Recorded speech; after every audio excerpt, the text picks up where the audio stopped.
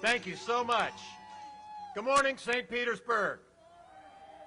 It is so good to be with you today in the Sunshine City and the Sunshine State. Listen, I want to thank everyone who's here today. Thank you for your leadership and for your commitment to the people. My friends, on days like these, the possibilities seem absolutely endless, and the opportunities for every Floridian to reach their full potential goes as far as the blue skies and the beautiful sunsets we enjoy in Florida. For generations, our state has served as a true beacon for people seeking a fresh start in the land of paradise. That's my family story, too. My grandfather, Adam Crist, came to this country in 1914 from the Greek island of Cyprus. Even though he came through Ellis Island with just pennies, he eventually made his way to Pennsylvania. He couldn't speak the language, and he only had a third-grade education. He didn't speak English, he didn't know anyone, but he was full of determination and faith in the promise that is America. He shined shoes for a living for $5 a month. He worked hard, he saved his money, and he opened a small business, a dry cleaning business and a cafe. My grandfather cleaned clothes for years. He used to say he cleaned clothes of all the doctors in the town so that his son, my father, Charlie Crist Sr., could go to college and become a doctor himself, raising 4 kids in America's middle class, including me. My parents moved to St. Petersburg when I was just 3 years old. Regardless of your place of birth, or your race, or your gender, or your wealth, for a century, people have been coming to Florida to pursue that same American dream, to raise a family, to work hard, to send their kids to good public schools, and to try to put away a little so they can retire with dignity. I grew up in this wonderful city. I went to St. Pete High. I graduated from Florida State University. My family story, go Noles. My family story is the American story. It's a story of American opportunity. It's unique to our Florida. My grandfather's struggle, the opportunities he provided my father and me, and the values my mom and dad taught me and my 3 sisters, that's why 2 of my sisters became public school teachers. That's why I've dedicated my life to public service. And that's why I'm a proud Florida Democrat.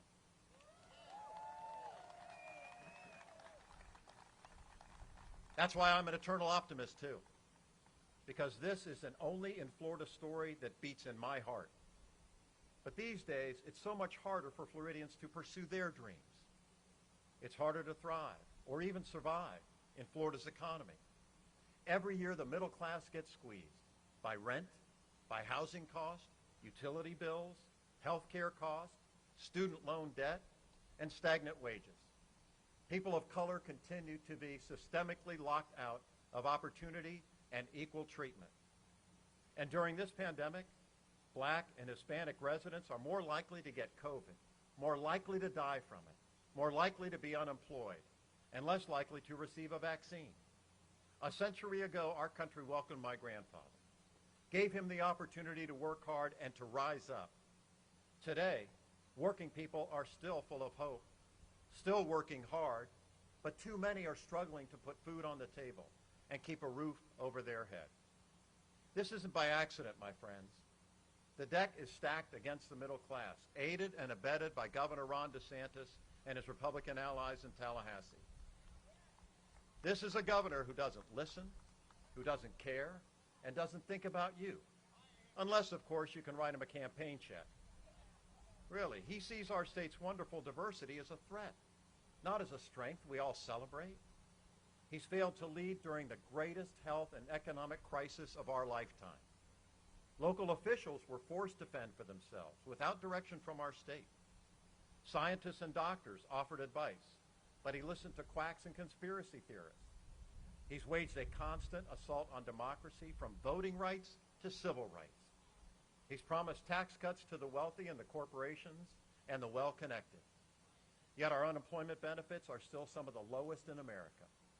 Governor DeSantis' vision of Florida is clear. If you want to vote, he won't help you. If you're working, he won't support you.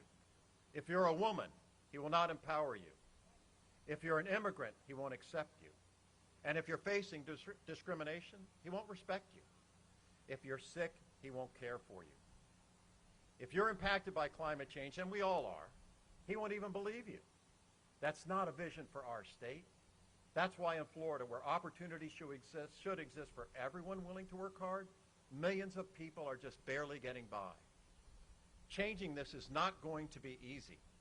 Powerful special interests depend on Governor DeSantis for their massive profits, and they'll spend tens of millions of dollars to stop us. Because if everyone rises up, they can't stay on top. No, friends, this won't be an easy fight, but nothing in life worth fighting for is easy. I'm announcing today that I'm running for governor of Florida for a Florida for all.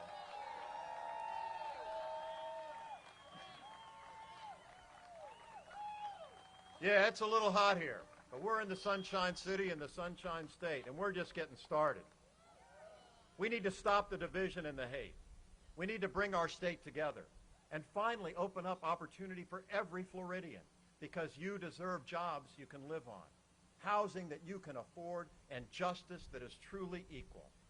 And that's what I'll fight for every single day. I'm running. Thank you. I'm running so you will be in charge again. So you will have a governor who will work for the people with a steady hand and an open heart. That is a moment built on consensus rather than fueling division, to restore civility instead of demonizing those who have a different point of view. Together, we will build a Florida for all.